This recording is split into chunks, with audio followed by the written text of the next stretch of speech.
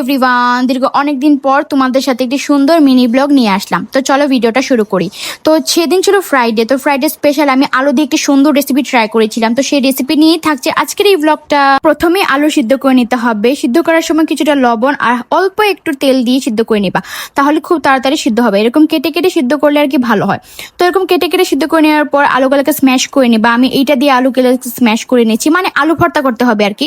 তো এবার তোমাদের যেভাবে ইচ্ছে সেভাবে আলু ভর্তা করতে পারো। তো দেখো গাইস, আমার কত সুন্দর সফট একটি আলু ভর্তা হয়েছে। এরকম সুন্দর আলু ভর্তা করার পর দিয়ে দেবো হচ্ছে জিরা গুঁড়া। তোমরা চাইলে এখানে গোলমরিচের গুঁড়া অ্যাড করতে পারো, এটা তোমাদের ইচ্ছা। আমরা দিয়ে দেবো হচ্ছে চিলি ফ্লেক্স, তারপর দিয়ে দেবো হচ্ছে অল্প লবণ। আমি যেহেতু সিদ্ধ করার সময় লবণ দিয়েছিলাম, যখন এখন খুবই কম লবণ ইউজ করলাম। অ্যান্ড সব থেকে ইম্পর্টেন্ট যেটা হচ্ছে কর্নফ্লাওয়ার। কর্নফ্লাওয়ার যদি কম দাও তাহলে খেতে একদমই মজা লাগবে না।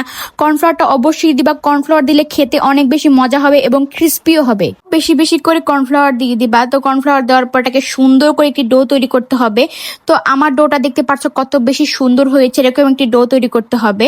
আমরা আটা ময়দা যেভাবে করি না ডো, ওই রকমই ভাবে এই ডোটাকে সুন্দর করে তৈরি করতে হবে।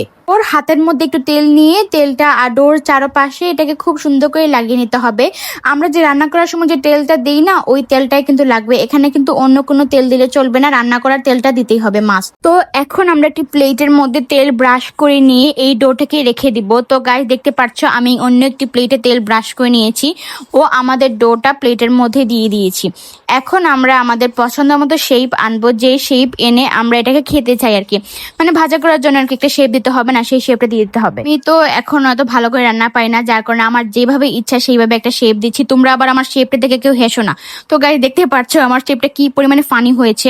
তো এখন আর কাজকে এখন হচ্ছে ডুবো তেলের মধ্যে এটাকে ভেজে নিতে হবে। অবশ্যই ডুবো তেলের মধ্যে ভাজতে হবে। ডুবো তেলের মধ্যে ভেজে নিলেই দেখবে এটা তৈরি হয়ে গিয়েছে। তো গাইস দেখতে পাচ্ছ আমাদের এটা দেখতে কত বেশি ইয়াম্মি লাগছে। তো আমার তো এটা খুবই এক্সাইটেড ছিলাম এটা খাওয়ার জন্য।